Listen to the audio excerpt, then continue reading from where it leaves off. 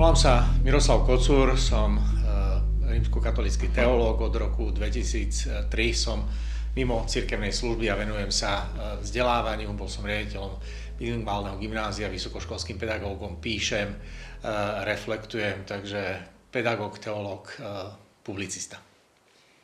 Tak, partnerství pro stejnopohlavní páry, ano nebo ne? Myslím si, že áno. A proč? Ja si myslím, že práve spoločenské vedy, biológia, medicína aj genetika dnes ukázalo, že vlastne ten pohľad na človeka je o mnoho komplexnejší, že ten svet a život nie je čierno-biely. A pri tom všetkom, čo nám vlastne veda ukázala, tak sa ukazuje, že tá individualita človeka je teda oveľa širšia, že to nie je len muž a žena, ale že každý z nás je iný. A keď máme na to aj tie biologické, genetické, psychologické aj sociologické podklady, tak myslím si, že každý má právo na ten najhlbší priateľský a partnerský intimný vzťah na celej tej škále. A teda ak uznávam slobodu, dôstojnosť a vlastne Boží zámer s každým človekom, tak súčasťou toho je aj teda právo na ten plnohodnotný a celoživotný vzťah. Takže či už sa to bude volať manželstvo alebo nejako inak, aby sme sa jednoducho nedostávali do nejakých kontroverzií a nedorozumení povedzme s cirkvami a s tými nejakými tradičnými označeniami, tak to by som nechal možno aj na povinnú otvorenú diskusiu, ale určite životné partnerstvo tomu, čo dnes poznáme ako civilné manželstvo a manželská zmluva, tak si myslím, že na to by mali mať všetci ľudia, aj tí, ktorí sú orientovaní na to isté pohlavie. No a když se teda zeptám konkrétně právě na manželství pro všechny, tak dokážete říct za sebe ano nebo ne? Ako hovorím, je tam veľké nedorozumenie ohľadom toho, že sviatosť manželstva a manželstvo, tak ako sa vysvetľuje v cirkevnom prostredí, ja to odlišujem. Takže manželstvo áno. A či to už niektoré cirkvi zariadia, že im budú udeľovať tú sviatosť manželstva alebo nie, tak to súvisí zase s teológiou, ale určite manželstvo áno. A jak tedy vnímáte současnou pozici queer lidí na Slovensku? Tak vzhľadom na to, že Slovensko je v prevažnej miere, asi sa vyše 60% hlási ku rímskokatolíckej cirkvi a aj tradične je vlastne toto prostredie takýmto spôsobom určované, tak v tom katolíckom väčšinovom prostredí má ten príjm práve ten pohľad rímskokatolíckej cirkvi, ktorý považuje homosexualitu za niečo, čo nie je v súlade s Božím plánom. Aj keď katechizmus katolíckej cirkvi uznáva ich existenciu, aj keď pápež František hovorí, že kto som ja, aby som súdil ľudí, ktorí sú homosexuáli, tak ten základný smer toho negatívneho pohľadu na to, že tí homosexuáli v tej cirkvi by mali byť nejakým spôsobom trpení, mali by sme ich mať tak blahosklonne, by sme ich mali prijímať, ale na to, aby mali to plné právo, dôstojnosť a celé postavenie, tak to je veľmi, veľmi určujúce, pretože to nie je len učenie klerikálneho alebo tej oficiálnej cirkvi, ale je to niečo, čo vlastne aj v tých predsudkoch, keď to tu žije a má to aj posvetenie alebo nejakým spôsobom je to umocňované tým cirkevným učením, tak tá pozícia tých queer ľudí je veľmi, veľmi nepríjemná, tá ich ostrakizácia, aj tie výpady voči ním, to násilie, nie len to, čo sa stalo tu na Zámockej nedaleko, tá vražda dvoch queer ľudí, tak jednoducho to sú veci, ktoré túto komunitu stavia do takej veľmi, veľmi delikátnej situácie ohrozovanej a nechcenej menšiny. A vy už jste na to teda částečně odpověděl v této otázce, ale když to teda konkretizuji na situaci queer lidí právě v římskokatolické církvi, tak jaká je? No práve tam sa ukazuje, lebo poviem to tak, že v spoločnosti zápasíme s predsudkami, homosexualita už dávno nie je hriech a v tej ľudskoprávnej oblasti, či už v oblasti civilizovaného sveta a Európy, jednoducho tam sú tie práva priznané. Aj Európsky súd pre ľudské práva aj rôzne kauzy ukázali, že vlastne túto dôstojnosť a slobodu a práva si títo ľudia zaslúžia. V tom cirkevnom prostredí tie predsudky sú upevňované ešte teologickým učením, ktoré vlastne nereflektuje toto poznanie interdisciplinárne a transdisciplinárne poznanie tých sociologických, medicínskych, biologických alebo genetických faktov. No a takže tam, a to je asi, keď je nejaký predsudok upevnený ešte nejakou náboženskou motiváciou, teologickou náukou, alebo že to je dokonca biblicky inšpirované, tak to sa potom všetko ešte, by som povedal, tak nejakým spôsobom ospravedlní, dostane sa do takej roviny, že sa to môže a má, dokonca s tým posvetením cirkevnej autority, tak povediac, v mene Božom. A toto je tá situácia, kde sa vlastne človek, ktorý vystupuje a podporuje túto rovnosť, dostáva aj do priameho protirečenia so samotným cirkevným ústredím. A vy jste říkal, homosexualita, že není hřích, a kdybych tomu chtěl oponovat, tak řeknu ano, homosexualita není hřích, ale homosexuální chování ano. Což je vlastně narrativ teda v podstatě oficiálního učení katolické církve.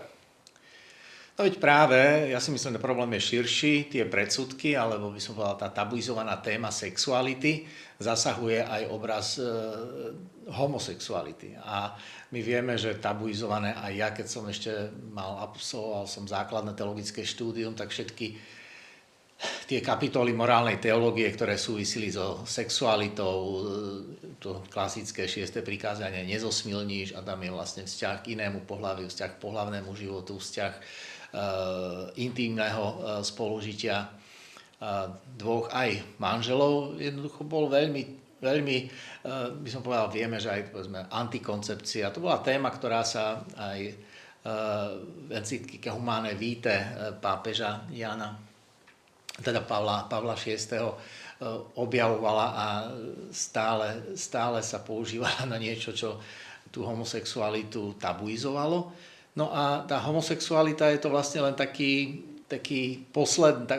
posledná bašta, kde vlastne už pod tým tlakom aj sexuálnej revolúcie, aj toho poznania, aj tých informácií, kde už cirkev nemá takú moc nad ľuďmi, ktorí tie predsudky zo sexuality prekonali a žijú, idú svojou vlastnou cestou, tak tí, ktorí ešte v tom cirkevnom prostredí zotrvávajú, no tak tam sa vlastne generuje aspoň tento posledný nejaký taký anachronický výhonok toho postoja voči homosexualite. No a tak tá homosexualita samozrejme sa potom ako keby zužovala len na ten nejaký sexuálny život dvoch ľudí toho istého pohlavia, ktorí majú voči sebe intimný vzťah.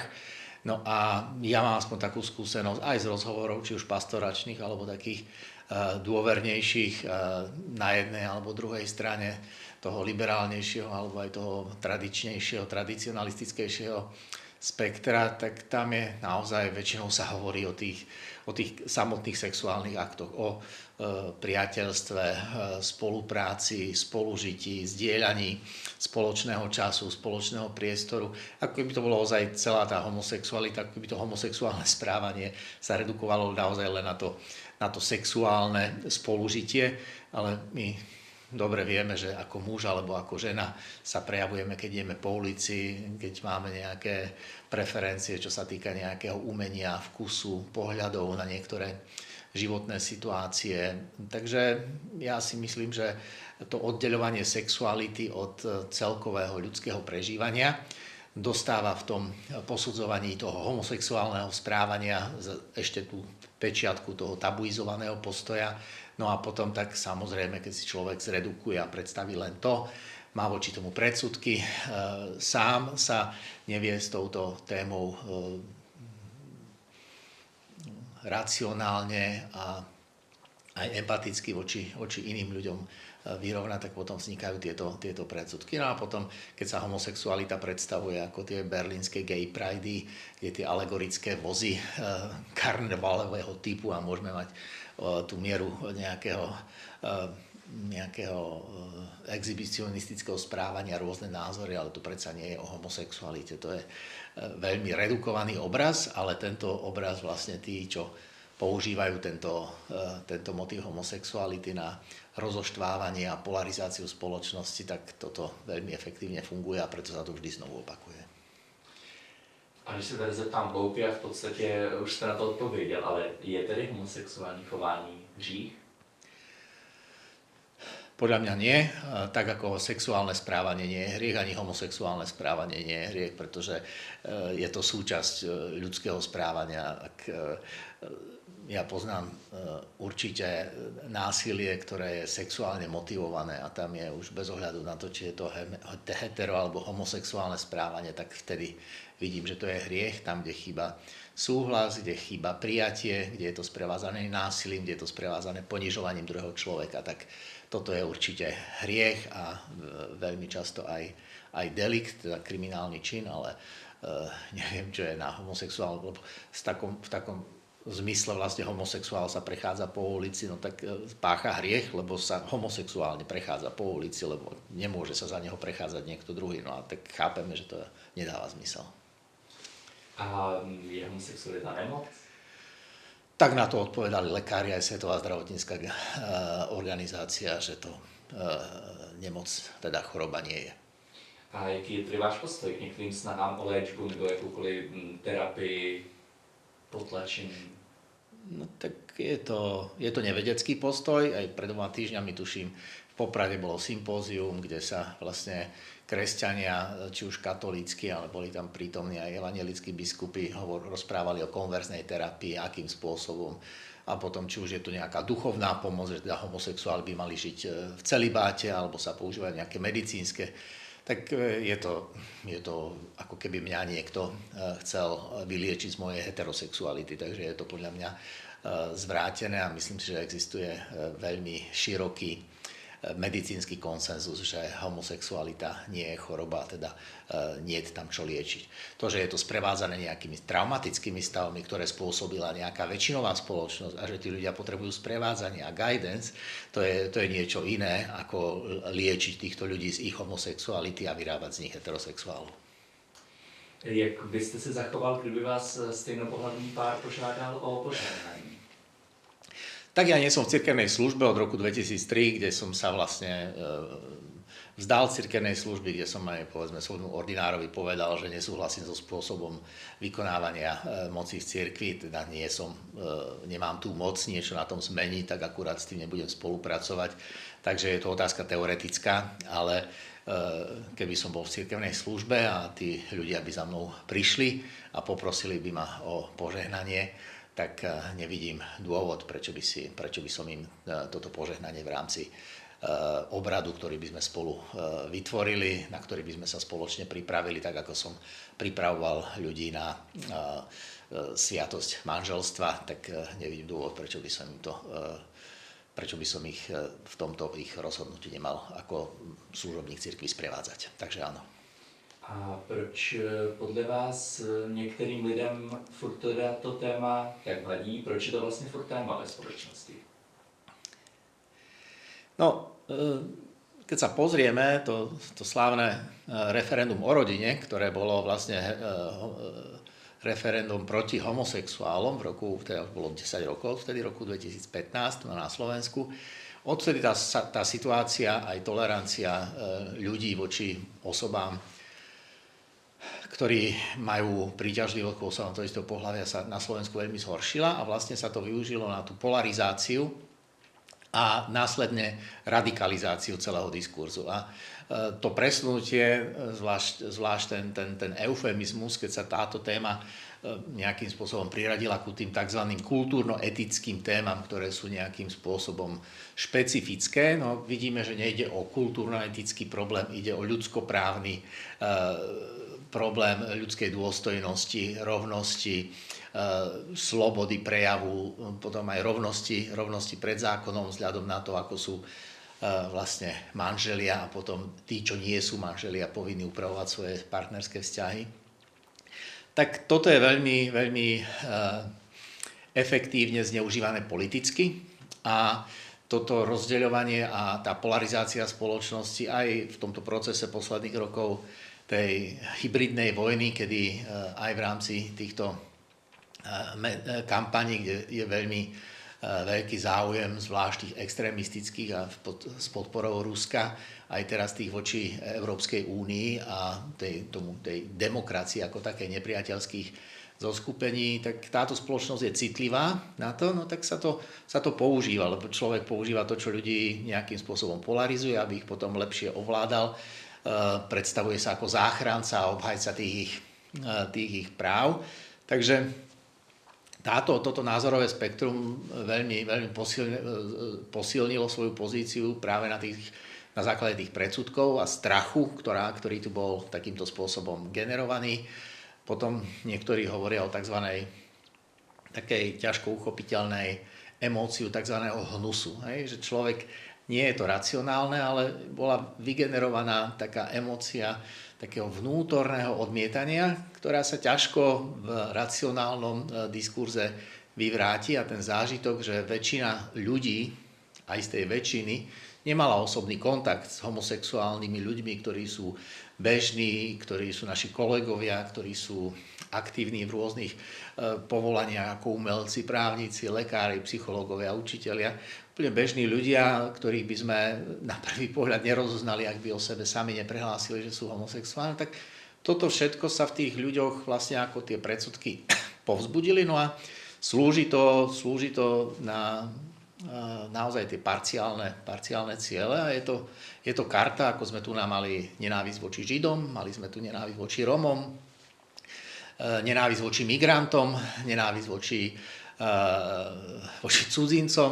Tak toto je jedna z tých menšín, ktoré sú takou náhradou, lebo dnes už aj tí fašisti alebo nacisti jednoducho vidia, že nie je celkom dobre popierať ten holokaust, lebo tá dôkazná situácia na ich strane je veľmi slabá, pretože je to zdokumentované, ale je dobré tie ľudské predsudky a tú nenávisť voči iným ľuďom, ktorá sa deleguje na nejakú skupinu ľudí a tí sú potom spájani so všetkými tými krivdami a tou ťažkou situáciou, ktorú oni sami prežívajú ako ten obetný baránok. Hej, to je ten biblický scapegoat, hej, ten kozol, na ktorý kňazi nakladali tie hriechy a vyháňali ho do púšte a tam sa to niekde strácalo. Tak toto je niečo, čo či už Gerhard von Rad alebo psychológovia, teda to vytesňovanie vlastnej zodpovednosti. A je jednoduché naložiť tú zodpovednosť za niekoho druhého. No a keď za naše sociálne, ekonomické a všetky iné problémy alebo ťažkú situáciu ako Slovákov vieme niekoho hromadne označiť, tak je to veľmi pohodlné. No a v tejto ére vlastne populizmu je aj tento náboženský populizmus, alebo populizmus, ktorý je vystužovaný týmito pôvodne alebo nejakým spôsobom zdánlivo alebo pseudonáboženským záujmom. Hej, tak toto je to, čo v tých ľuďoch vyvoláva silné emócie a veľmi ich polarizuje, rozdeľuje, stavia to vlastne generácie proti generácii a tam ja vidím hlavný dôvod. No a když se zaměřím konkrétně na rétoriku některých politických představitelů, tak jak vnímáte tu současnou situaci? No, pochopili, že to je vec, na ktorej si budú upevňovať svoj vlastný elektorát a potom tí ľudia, ktorí sú okolo, tak keď budú dostatočne presvedčivo šíriť tú nenávisť voči iným, no tak oni si vybudujú svoju vlastnú identitu. No tak to už je len dôsledok toho, čo som povedal predtým. Áno, takže keď sme to vyčítali z dejín a vždycky je to jednoduchšie, hej, keď povieme, že musíme viac pracovať, musíme byť zodpovednejší, musíme byť empatickejší, musíme sa podeliť. To je vždycky náročnejšie prijať, ako keď poviem nemôžeme dávať iným, keď nemáme dosť pre seba, prečo sa máme starať o homosexuálov, preto aj tie veľké billboardy, že zastavili sme LGBTI projekty. No keby sme napísali, že zastavili sme projekty, ktoré pomáhajú nevidiacim, no tak to je jasná nenávisť. Keby sme zastavili sme projekty proti liečbe rakoviny, hej? Alebo že to je presne na tejto, že keď toto niekto povie, že zastavil projekty, ktoré zvyšovali dôstojnosť práva a ľudské práva nejakej menšiny, no tak tým sa ukazuje, že vlastne sa tam chce posilňovať tá nenávisť alebo nevraživosť. No a to je jednoznačne inštrumentalizácia tohto prežívania.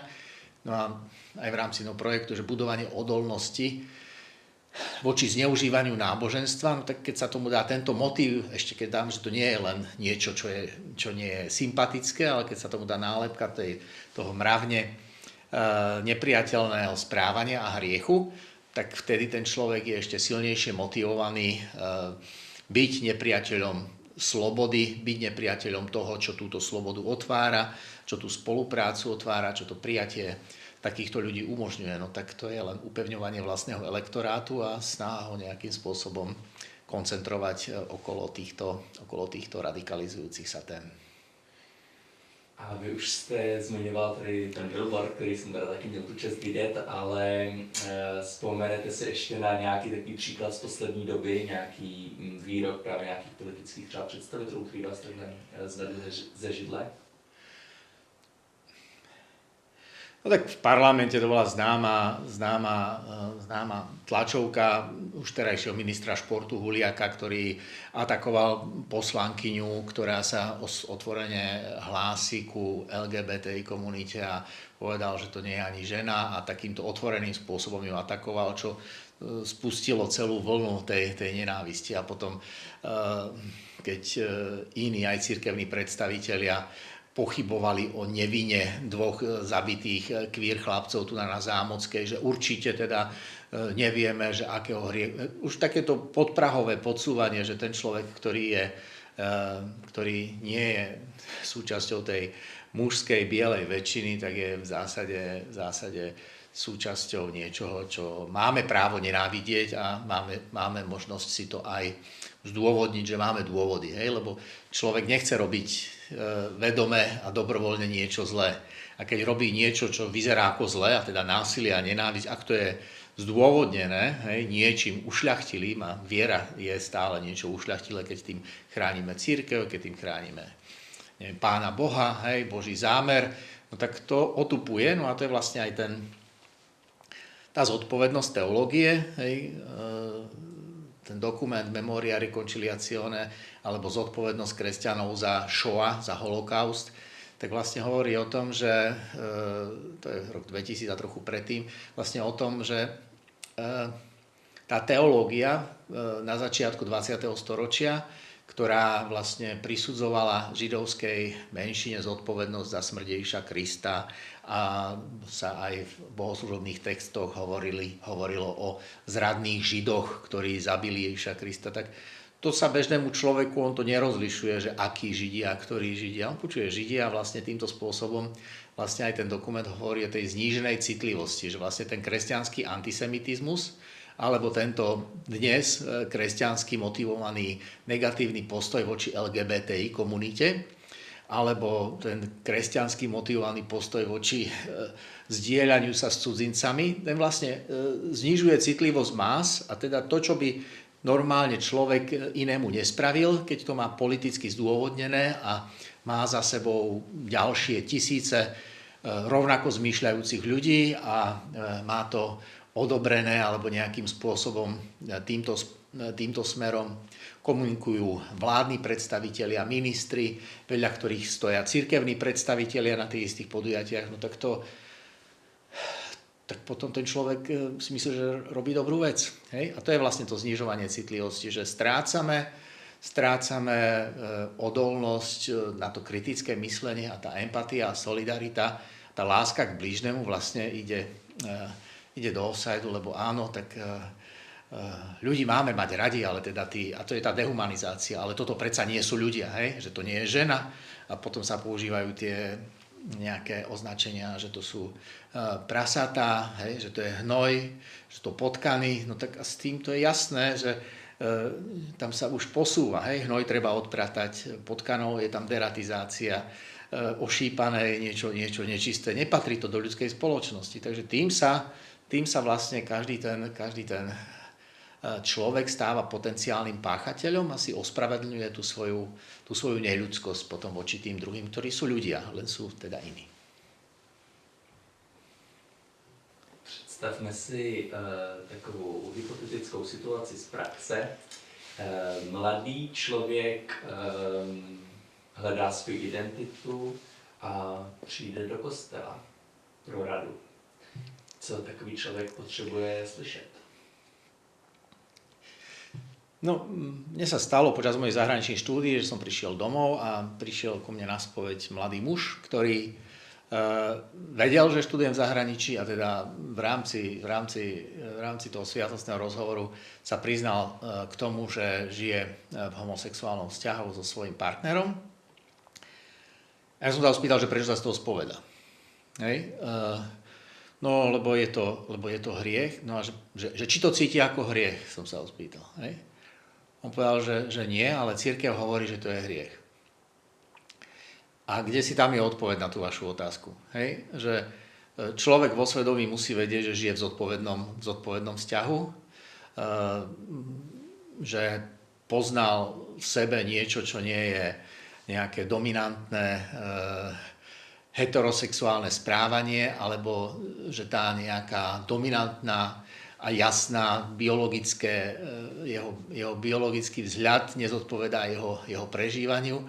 A ak to je v súlade s jeho svedomím, ak je to človek, ktorý je veriaci, ktorý sa modlí k Bohu, ktorý hľadá svoju cestu životom, tak ja nemám prečo riešiť jeho homosexualitu.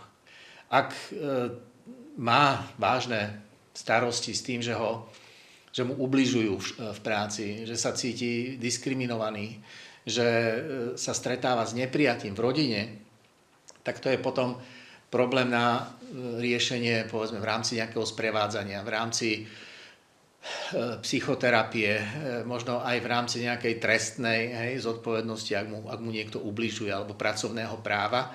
Ale aj v rámci jednoho takého projektu, keď sme riešili, to bola práve veľká konferencia Freedom of Religion and Belief, tak tam boli ľudia aj zo Silicon Valley, z podnikateľského prostredia. Tam sa ukazuje, že vlastne táto diverzita, aj to prežívanie, aj sloboda o tomto hovoriť otvorene, je veľkou pridanou hodnotou pre fungovanie nielen spoločnosti, ale aj korporácií, firiem, že vlastne tam, kde ľudia sa cítia takto slobodne, tak ich tvorivosť je jednoducho oslobodená, je vyššia, uľahčuje tú interakciu medzi rôznymi ľuďmi, lebo každý z nás je iný. Hej? Ako ja som Miro Kocúr, som iný ako moja sestra, moja mama, môj otec. Nie preto, že ja som muž a oni žena, ale preto, že každý z nás je jedinečný. Takže toto je niečo, kde by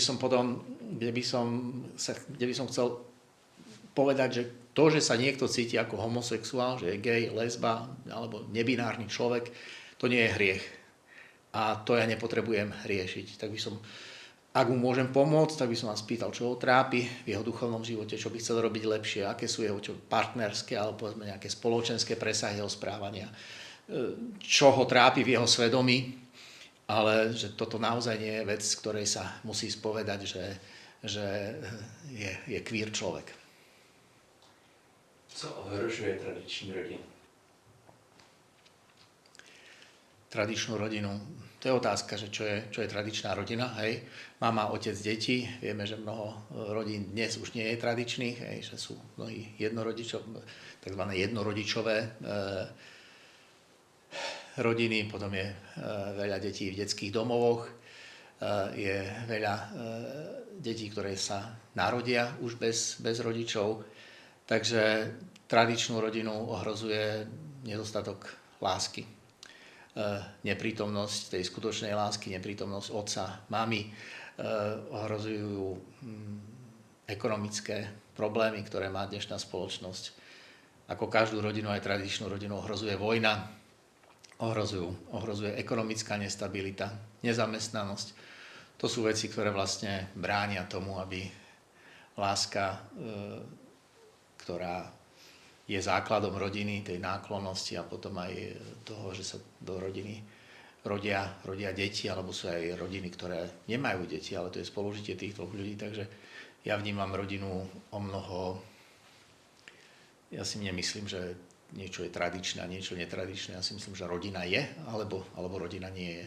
A všetko, čo ohrozuje hlboký vzťah dvoch ľudí a to, aby sa tento vzťah rozvíjal, tak to je veľmi široké spektrum tých ohrození. A myslím, že som odpovedal na vašu otázku. Jak vnímáte specificky transgender osoby?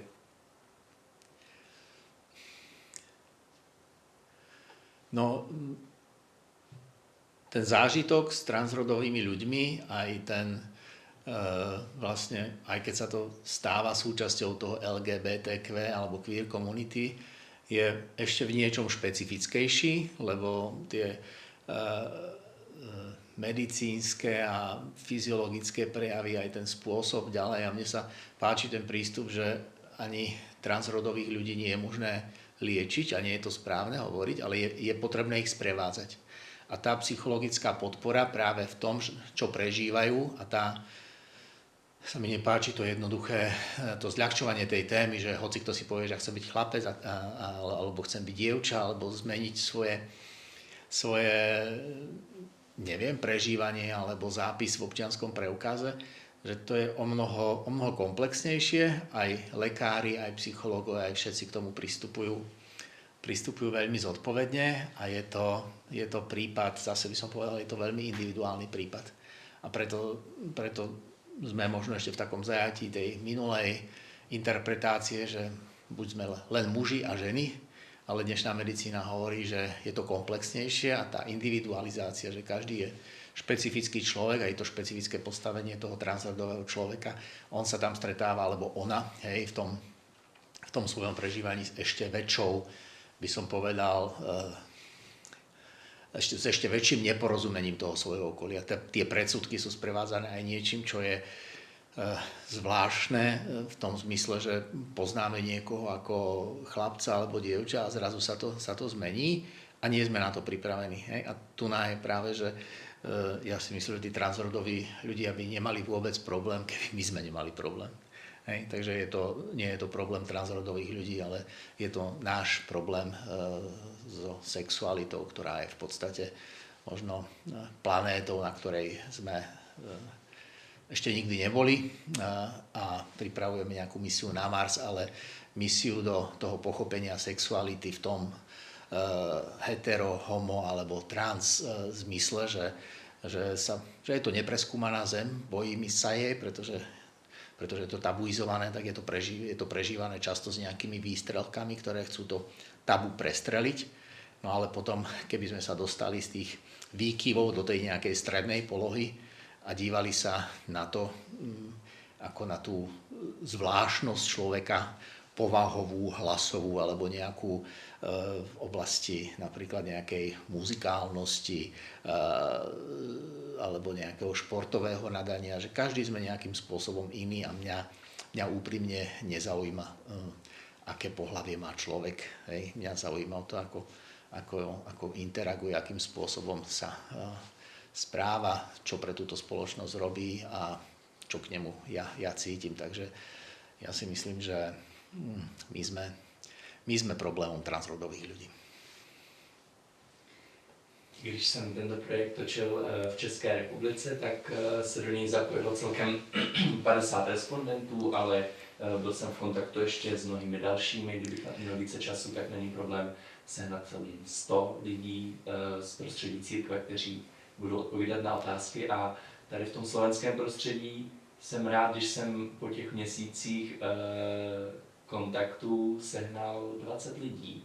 Tak čím si ten rozdíl vysvětlujete? Jak to, že dvě země, které kdysi byla jedna, tak... Ja si myslím, že tá odpoveď už zaznela predtým. Tu je prevažná väčšina katolíkov a tí katolíci sú pod vplyvom toho katolíckeho učenia a hovoriť o týchto veciach. Ja som zažil jedno také stretnutia vlastne s psychoterapeutka, ktorá vlastne hovorila o obetiach sexuálneho zneužívania aj v rámci cirkvi, tak vravela, že ona mala túto skúsenosť a venovala sa týmto ľuďom aj hovorila, že keď organizuje debatu na túto tému, tak ľudia neprídu, pretože sa boja, že prídu len tí, ktorí sa vlastne odhalia, že oni sú tí, ktorí majú ten problém. A že toto je také, že keď už o niečom rozprávam, tak vlastne hovorím aj o nejakej svojej pozícii a vlastne hovoriť o tejto téme je, myslím si, veľmi náročné, lebo je to téma, o ktorej nie je otvorená diskusia a téma, ktorá vzbudzuje nepriateľov aj medzi ľuďmi, ktorí vás v zásade majú radi, ale nechcú sa do toho nejakým spôsobom namočiť. Potom druhá vec je, tak Slovensko je menšia spoločnosť, je tu o polovicu menej ľudí, takže to je ten faktor, ale si myslím, že ten prevládajúci je ten, že tá polarizácia v spoločnosti a používanie sexuality, homosexuality a toho tohto naratívu na polarizáciu spoločnosti je veľmi silný. No a ľudia, ani mne to nie je príjemné a ja neviem, ja si myslím, že je potrebné o tom rozprávať, ale je to náročné. Bol by som rád, keby som si vytvoril týmto svojim rozhovorom viac priateľov, ale určite si nejakých ľudí týmto získam, ale nejakí iní sa voči mne budú správať opäť o čosi nepriateľskejšie.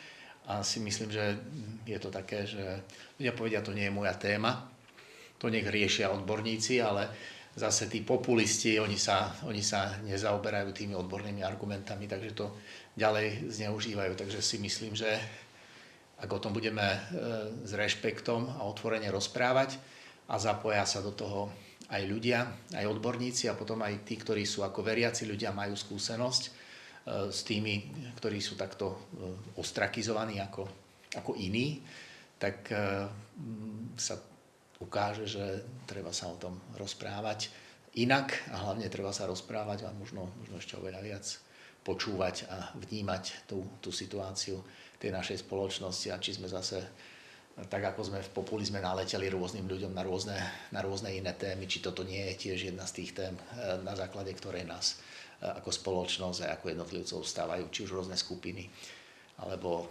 en bloc proti sebe. Len preto, aby nás lepšie ovládali. Byl Ježíš gay? Tak podľa všetkého nemáme na to, hej,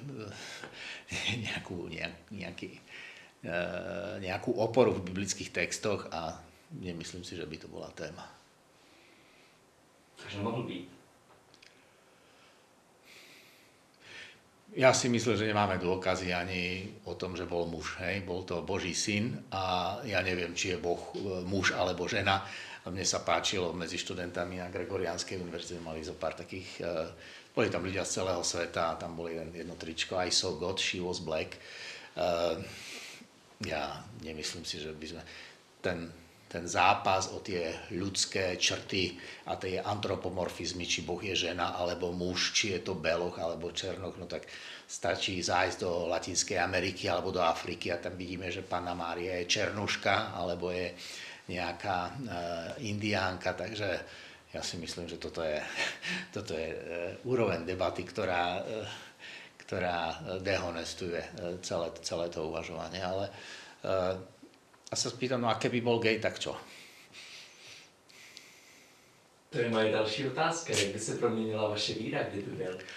Moja by sa nezmenila nijak, pretože ak by to niekto dokázal a mal by to tam a všetko okolo, nemyslím si, že by hovoril Ježiš inak o láske ku Samaritánom, o tom, ako treba milovať svojich blížnych, aj keď sú nepriatelia, ako ho rozprával s vdovou, ako uzdravoval chorých, ako vzkriesil Lazara, ako sa rozprával s Emauskými, ako mal vo svojom sprievode mužov aj ženy.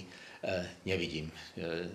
Ja si myslím, keby tam bola krátka poznámka o tom, že Ježiš bol gay, tak neviem, že čo by sa na evanjeliových rozprávaniach zmenil. My vieme, že bol Boží syn, tak predpokladá sa, že to bol Boží syn. No. Kdybyste mohl v té současné společenské diskuzi na tohle téma přidat nebo ubrat nějakou emoci, jaká by to byla?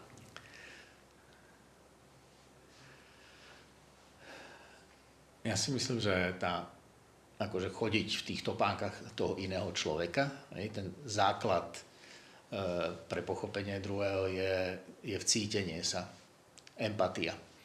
A z toho sa rodí aj tá solidarita. A ak by sme mali nazvať tú lásku k blížnemu nejakými modernými pojmami, takým, aby sa slovo láska nedevolovalo, aby sme tomu láska k blížnemu, aby to nebola len floskula, tak je to práve to tá zodpovednosť za spoločenské dianie, solidarita s tými, ktorí sú utláčaní kvôli svojmu sociálnemu postaveniu, kvôli svojmu pôvodu, kvôli svojej sexualite, kvôli tomu, že vyzerajú inak a že bývajú v inej časti sveta. Takže to sú tí chudobní duchom alebo nejakým iným spôsobom znevýhodňovaní. A to je práve to, to je to podobenstvo o bohatci a Lazarovi, že kto kto je Bohu bližší. No a vlastne to je tá veľká zodpovednosť nás, ktorí žijeme povedzme v tej bohatšej časti sveta, že do akej miery vieme cítiť a stáť na strane slabých. Hej? Pán otvára oči slepým, Pán dvíha skľúčených, miluje spravodlivých, ujíma sa siroty a vdovy. To je biblické posolstvo 146. žalmu a ja tam nevidím dôvod neísť hlbšie a práve tam vidím, že tá individualizácia, tá bezcitnosť, tá neschopnosť pochopiť druhých, dívať sa na svet len očami vlastnými a potom je ten vlastne, niektorí autori hovoria, že nacionalizmus je vlastne kolektívny egoizmus. Aj xenofóbia je vlastne kolektívny egoizmus. Aj nenávisť voči teda homofóbia je tiež kolektívny egoizmus, že upierame právo na existenciu ako kolektív niekomu inému. A to je to, že aj ľudia, ktorí vytvárajú nejakú svorku alebo nejakú väčšinu, no tak aj oni môžu byť egoisti. A vieme, že aj to rozprávanie o Veľkej noci, že väčšina kričala, že ukrižujú ho. Hej? Takže ten Ježiš vlastne bol na základe väčšinového konsenzu ukrižovaný. Takže to je jasné, že tam asi niečo chýbalo. Takže empatia, súcit, solidarita. Toto mi chýba a na tom by sme mali viacej pracovať. A co přebývá v té diskuzi, čo byste ubral?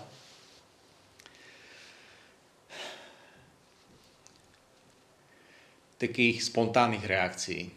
Hej, že mali by sme viac premýšľať predtým, ako sa vyjadríme k niečomu, ísť do nejakej hĺbky a to je to možno takéto paušalizujúce, zovšeobecňujúce a zjednodušujúce videnie reality.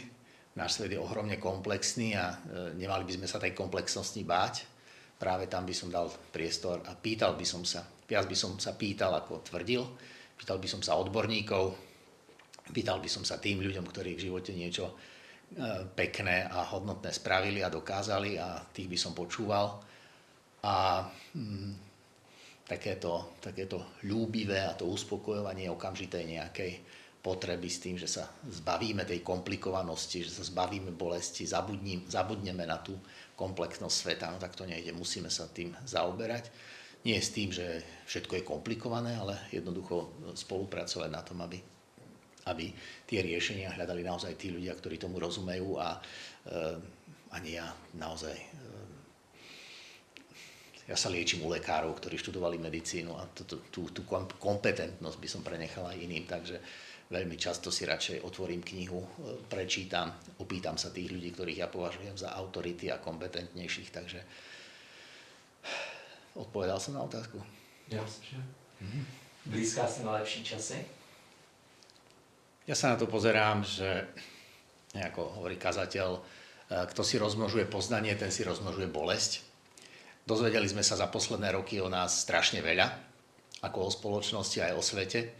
Aj to, čo sa deje, tak ak by som bral, že poznanie je to, čo nám pomôže lepšie poznať naše potreby a kam máme kráčať, tak by som povedal, že áno, máme všetky predpoklady preto, aby sme z tohto sveta urobili lepšie miesto pre život.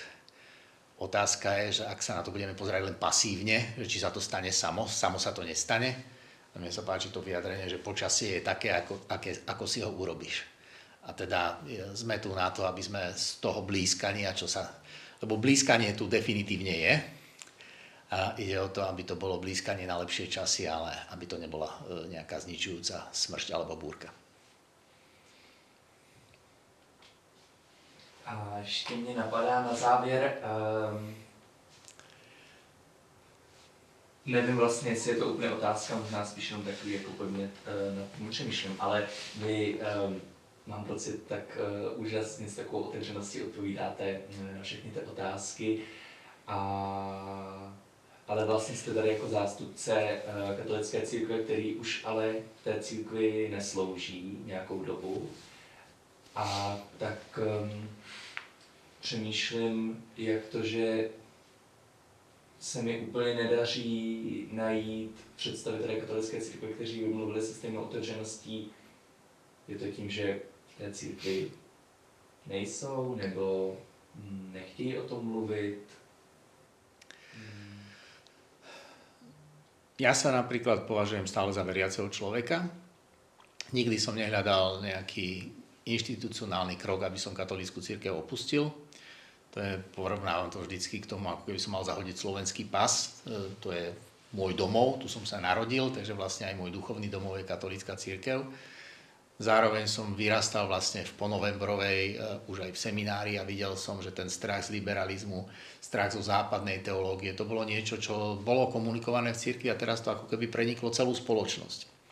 A že vlastne tie predsudky, ktoré boli komunikované vtedy, tak jednoducho si ich osvojila celá, ale nie len Slovenská, ale veľká časť ja si nemyslím, že máme niečo špecifické na Slovensku, len to ešte lepšie vidno, také laboratórium. No a aj v tých seminároch, v tom teologickom vzdelávaní aj tu na Slovensku jednoducho prebieha ten výber, že tí ľudia, ktorí sú zodpovední za formáciu na teologických fakultách, seminároch, biskupy, no tak oni, teologické fakulty dávno nie sú akademickými, vysokoškolskými fakultami, ktoré hľadajú pravdu a hľadajú poznanie. To sú vlastne ideologické, politické školy, ktorí hľadajú pracovníkov, ktorí budú šíriť to učenie, ktoré je v zásade učebnicové, ktoré spĺňa tie ideové predpoklady, ktoré hlása to, čo ten katechizmus hovorí a upevňuje tých ľudí v závislosti na tom cirkevnom prostredí. Ja to niekedy často trošku tvrdo prirovnávam k dílerom, že vlastne sa vytvorí taká závislosť a nejaká iná alternatíva, iné kresťanstvo na tomto Slovensku žije naozaj v takých veľmi veľkých menšinách a že vlastne tí ľudia nejdú do iných cirkví, nemenia svoje. Tu na ľudia, keď radšej ostanú neveriaci, pretože ísť do nejakej menšej cirkvi, ktorá v tom ich chápaní je skôr považovaná za odpadlíctvo alebo za nejakú sektu, alebo má nejakú negatívnu konotáciu, no tak to vlastne vytvára, že mnohí, preto aj tie semináre majú o mnoho menej, napríklad teraz dorastu. O mnoho menej študuje teológiu, lebo mladí, uvažujúci, kritickí ľudia nevidia v tom až také, že ich to neinšpiruje k tomu, že toto chcem robiť, toto je zmysluplná práca, k tomuto chcem prispieť. Takže niekde tam by som asi videl to, že vlastne kardinál jezuita Avery Dales hovorí o tzv. Princípe prístupu of self-perpetuation of the hierarchy. Že je to taký mindset, ktorý posilňuje seba pretrvávanie. Takže to je jednoducho seba pretrvávanie tohto úradného systému. No tak Páter Konzal, tajný biskup v Čechách, hovorí, že kapor si sám rybník nevypustí. Hej?